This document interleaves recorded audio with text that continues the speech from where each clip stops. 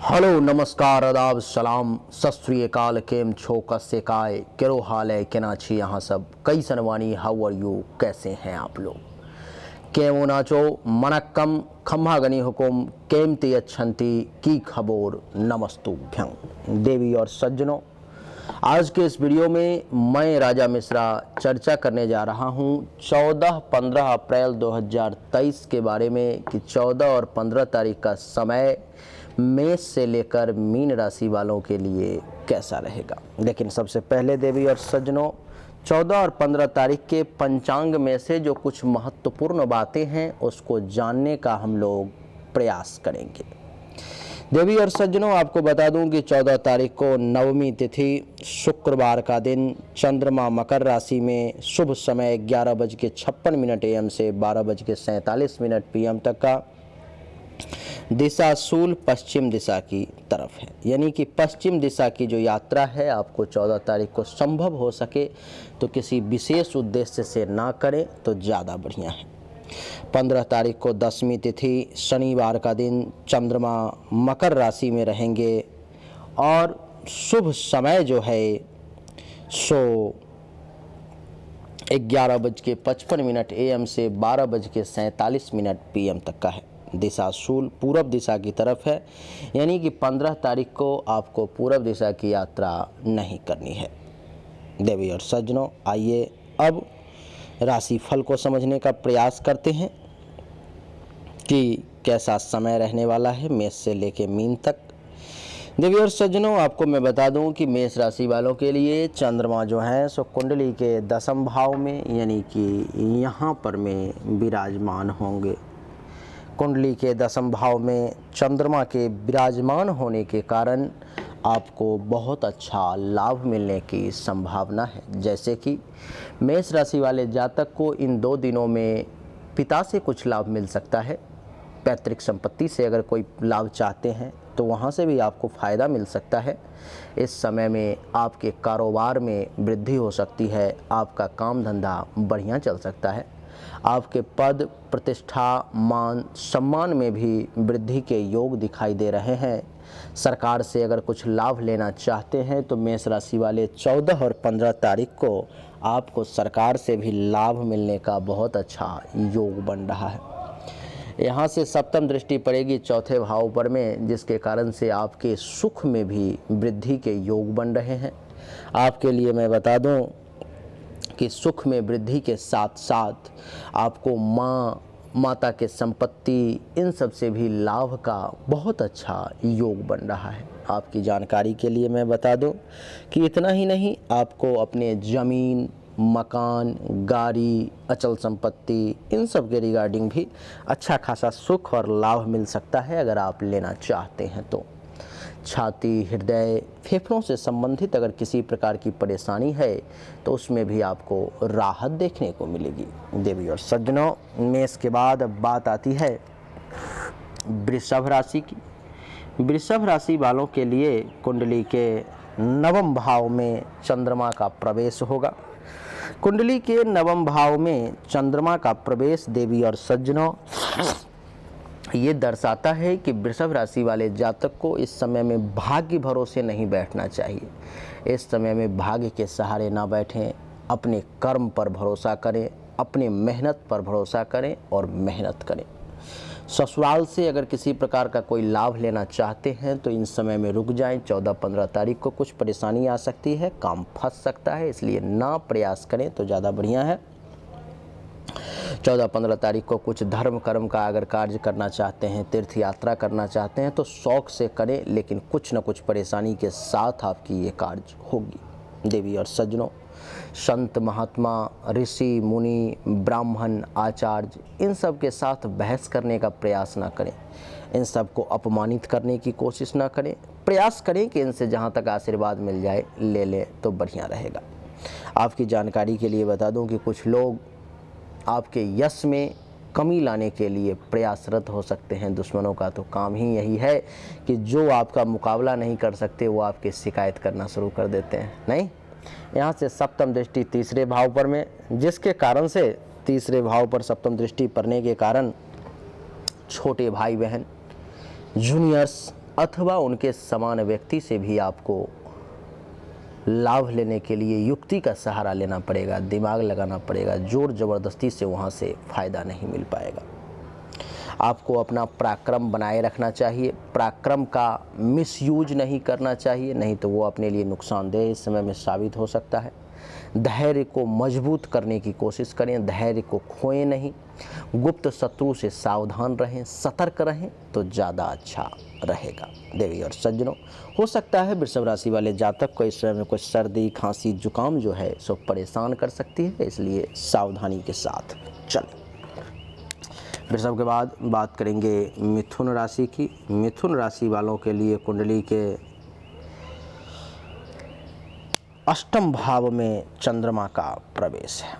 कुंडली के अष्टम भाव में चंद्रमा का प्रवेश क्या दर्शाता है? देवी और सज्जनों, कुंडली के अष्टम भाव में चंद्रमा का बैठना मिथुन राशि वालों के लिए सबसे पहले वो दर्शा रहा है कि इस समय में आपका कार्य इतना आसानी से नहीं होगा। इस समय में काम को करने के लिए आपको परेशानियों से लड़ना पड़ेगा, परेशानियों से जूझना पड़ेगा, परेशानियों से टकराना पड़ेगा, तब जाकर के आपका कार्य सफल होगा। आप बहुत सारे बाधाओं का आपको सामना करना पड़ेगा, तब जाकर के आपके कार्य जो है सो सफल होंगे। देवी और सज्जनों, आपकी जानकारी के लिए बता दूं कि अचानक से कुछ रैंडम लॉस के भी योग बन सकते हैं। कुछ पैसा आपका अचानक से नुकसान भी हो सकता है। अचानक से आपको घर छोड़ करके कहीं जाना भी पड़ सकता है। अचानक से बनता हुआ काम बिगड़ भी सकता है। सावधानी के साथ चलेंगे तो बढ़िया रहेगा, नहीं तो चोट वगैरह लगने की संभावना, दुर्घटना के भी योग बन सकते हैं। देवी और सज्जनों, मिथुन राशि वालों के लिए कुंडली के अष्टम भाव में चंद्रमा के बैठने के कारण जिस किसी भी व्यक्ति को बवासीर, पाइल्स, पैखाने के रास्ते से संबंधित परेशानी है, वो लोग अपने भोजन पर में विशेष ध्यान दें। गर्म तला भुना चीज़ों का प्रयोग ना करें तो ज़्यादा अच्छा रहेगा। यहाँ से सप्तम दृष्टि द्वितीय भाव पे पड़ेगी, जिसके कारण से आपको धान्य संपत्ति जो आपके पास में है उसको बचाने की कोशिश करें, क्योंकि उसमें से खर्च बड़ा तेज़ी से इस समय में हो सकता है।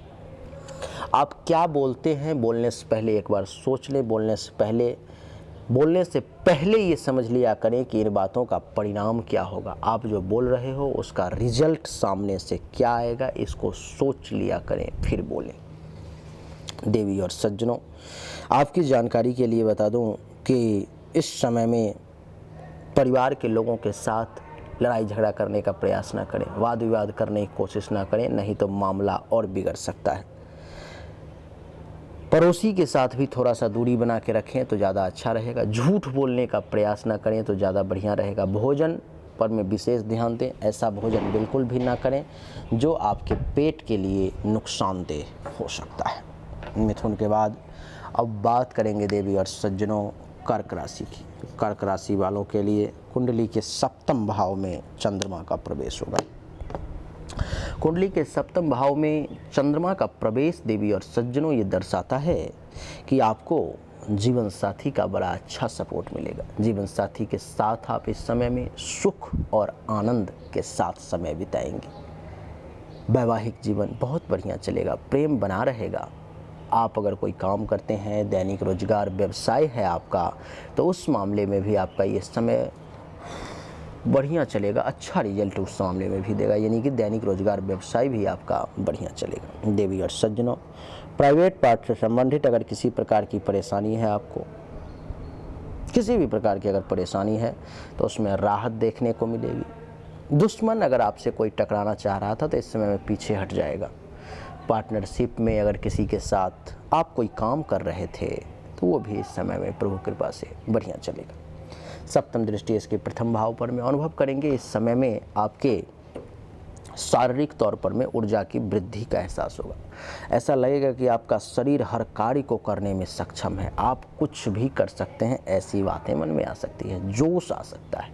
इसके साथ साथ ज्ञान में वृद्धि का भी योग बनेगा, आपके ज्ञान में भी वृद्धि होगा। आपके लिए बता दूं कि आपका शरीर में बल का एहसास होगा, शारीरिक तौर पर बड़ा बली महसूस करेंगे अपने आप को।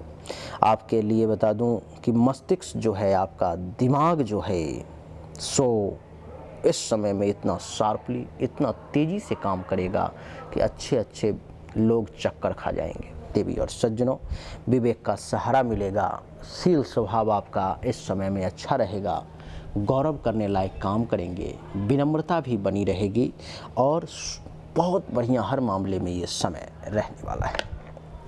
कर्क के बाद सिंह की चर्चा करेंगे। देवी और सज्जनों, सिंह राशि वालों के लिए कुंडली के छठे भाव में चंद्रमा के बैठने के कारण आप ये अनुभव करेंगे कि शत्रु आपके सामने टिक नहीं पाएगा, शत्रु का नाश होगा। शत्रु जो है सो आपसे बहुत ज़्यादा टकरा नहीं पाएगा। शत्रु जो है सो आपके सामने आने से पहले उसके अंदर ही अंदर जो है दिल की धड़कन बड़ी कमज़ोर पड़ जाएगी। उसको ऐसा लगेगा कि कहीं हार ना जाऊं, कहीं इससे टकराने में हमारी बेइज्जती, इस प्रकार की चीज़ें जो है सामने आ सकती है। चिंता में वक्त बीत सकता है, चिंता आप कर सकते हैं। हेल्थ वाइज इशू, रोग जो है सो आपको अगर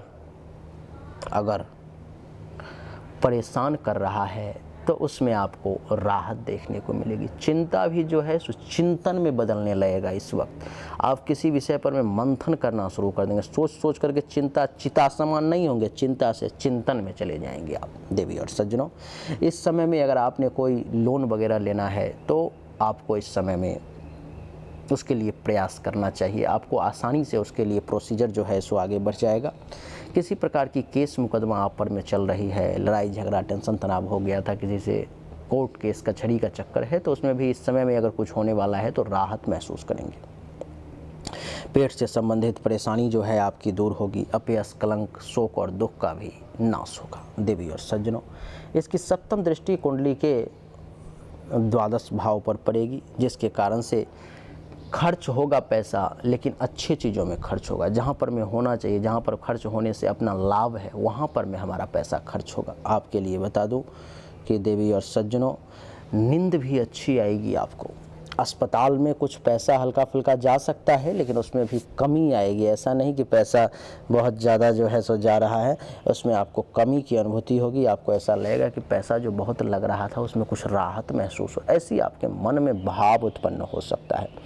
आँख से संबंधित अगर किसी भी प्रकार की परेशानी थी तो उसमें भी राहत महसूस करेंगे आप। देवी और सज्जनों, आपके लिए बता दूं कि हर मामले में सिंह राशि वालों के लिए समय ये अच्छा ही है, पॉजिटिव ही दिखाई दे रहा है। सिंह के बाद कन्या की चर्चा करेंगे। कन्या राशि वालों के लिए कुंडली के पंचम भाव में चंद्रमा का प्रवेश होगा। कुंडली के पंचम भाव में देवी और सज्जनों चंद्रमा का प्रवेश ये दर्शाता है कि आपको संतान का सुख इस समय में थोड़ा सा कम मिलेगा। संतान के तरफ से आप कुछ निराश हो सकते हैं, आपका मन जो है थोड़ा सा दुखी हो सकता है संतान के तरफ से। इस समय में आप अनुभव करेंगे कि आपके पास जो विद्या बुद्धि है, आपके पास जो ज्ञान है, उसका पूर्ण रूप से इस्तेमाल करके जो लाभ मिलना चाहिए आपको ऐसा लगेगा कि वो उतना मिल नहीं पा रहा है। आप ऐसा अनुभव भी करेंगे। देवी और सज्जनों, आपके जो यश हैं, आपकी जो अच्छी बातें हैं, उसमें लोग जो हैं सो कमी लाने का प्रयास करेंगे। उसके बारे में लोग जो हैं सो ये प्रयास करेंगे किसी भी प्रकार से इसको डैमेज कर दिया जाए। देवी और सज्जनों, आपके चाहने वालों की संख्या, आपके जो फॉलोअर्स हैं, उनमें भी गिरावट लाने का प्रयास किया जाएगा। समाज के कुछ लोग ऐसे हैं जो इस प्रयास में रहेंगे किसी प्रकार से इसके दुश्मनों की संख्या बढ़ा दिया जाए, किसी प्रकार से इसके नफरत करने वालों की संख्या बढ़ाए, और ऐसा लोग समाज में करते हैं।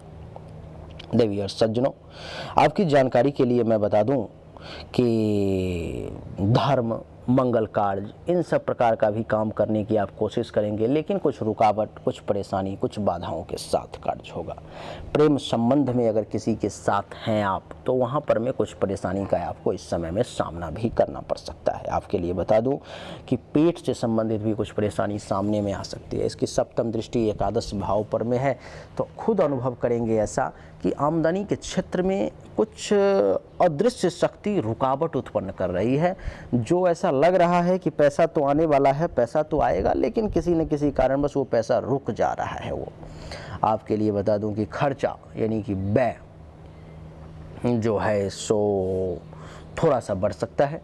आपको ऐसा लगेगा कि जितना लाभ मिलना चाहिए उतना लाभ नहीं मिल पा रहा, आप अपने लाभ से संतुष्ट नहीं होंगे। आपकी उपलब्धि के प्राप्ति के मार्ग में भी कुछ लोग बाधा उत्पन्न कर सकते हैं।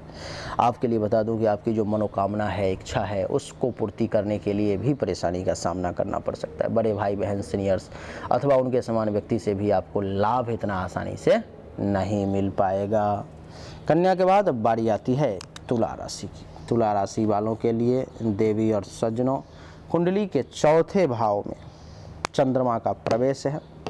कुंडली के चौथे भाव में चंद्रमा का प्रवेश ये दर्शाता है कि आपके लिए सुख की कल्पना करना, सुख की ज़्यादा चाह रखना अच्छा नहीं। तुला राशि वाले इस समय में सुख को त्यागे, जिसे आप सुख समझ रहे हैं वो सुख है ही नहीं, इसलिए सुख को त्याग दें।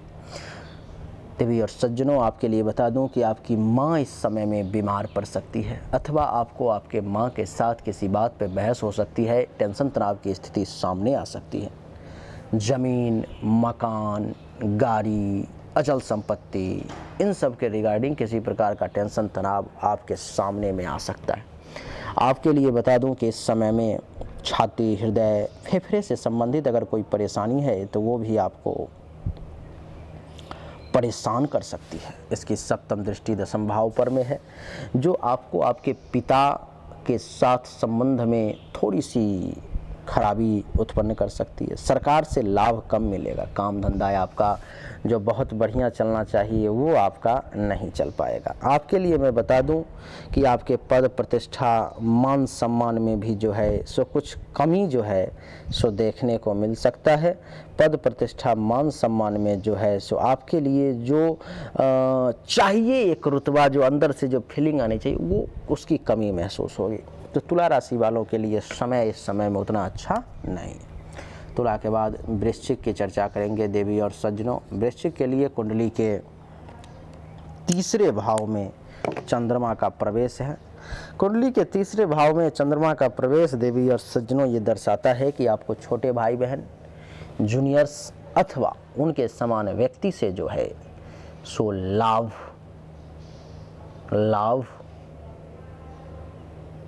खूब मिलेगा, अच्छा खासा लाभ मिलेगा। आपके लिए बता दूं कि आपके खुद के पराक्रम में भी, आप जो करते हैं उसके पराक्रम में भी वृद्धि के योग बनेंगे। आपके लिए धैर्य मजबूत होगा, आपके हाथों में इतनी शक्ति महसूस होगी कि आप कोई भी काम कर सकते हैं। आपके लिए बता दूं कि गुप्त शत्रु का नाश होगा। गले, नाक, कान, श्वसन अंग से संबंधित किसी भी प्रकार की परेशानी है तो उसमें राहत महसूस होगी। सप्तम दृष्टि नवम भाव पर में भाग्य का साथ मिलेगा। धर्म का पालन करेंगे, तीर्थ यात्रा करने का अवसर मिलेगा, यश में वृद्धि होगी, ससुराल से लाभ मिलेगा। संत, महात्मा, ऋषि, मुनि, ब्राह्मण, आचार्य, इन सब का आशीर्वाद भी आपको प्राप्त होगा। देवी और सज्जनों, वृश्चिक के बाद बात आती है धनु राशि की। धनु राशि वालों के लिए कुंडली के दूसरे भाव में चंद्रमा का प्रवेश, दूसरे भाव में चंद्रमा का प्रवेश जो है सो यही दर्शा रहा है कि धन धान्य संपत्ति के मामले में ये समय बढ़िया नहीं है। पैसा को खर्च करवाने का प्रयास किया जाएगा। परिवार में टेंशन तनाव की स्थिति को उत्पन्न किया जा सकता है। वाणी के कारण, बोलने के कारण परेशानी में पड़ सकते हैं। पड़ोसी के साथ टेंशन तनाव हो सकता है। सप्तम दृष्टि अष्टम भाव पर में है। अचानक से बनता हुआ काम बिगड़ सकता है। अचानक से धन हानि के योग बन सकते हैं। रैंडम लॉस हो सकता है। किसी बड़ी बीमारी आपको परेशान कर सकती है। पैखाने के रास्ते से संबंधित अगर कोई परेशानी है तो थोड़ा सा सावधान रहें। धनु के बाद मकर की चर्चा करेंगे देवी और सज्जनों। मकर राशि वालों के लिए कुंडली के प्रथम भाव में चंद्रमा का प्रवेश है, जो ये दर्शाता है कि आपको शारीरिक तौर पे मजबूत बनाता है। रंग रूप आपका अच्छा दिखेगा। ज्ञान में वृद्धि होगी। शरीर में बल का एहसास होगा। दिमाग सही डायरेक्शन में काम करेगा। विवेक का सहारा मिलेगा। शील स्वभाव भी आपका बहुत बढ़िया रहेगा। विनम्रता भी बनी रहेगी। सप्तम दृष्टि सप्तम भाव पर जीवन साथी के साथ संबंध बना रहेगा। काम वासना की पूर्ति होगी। वैवाहिक जीवन अच्छा रहेगा।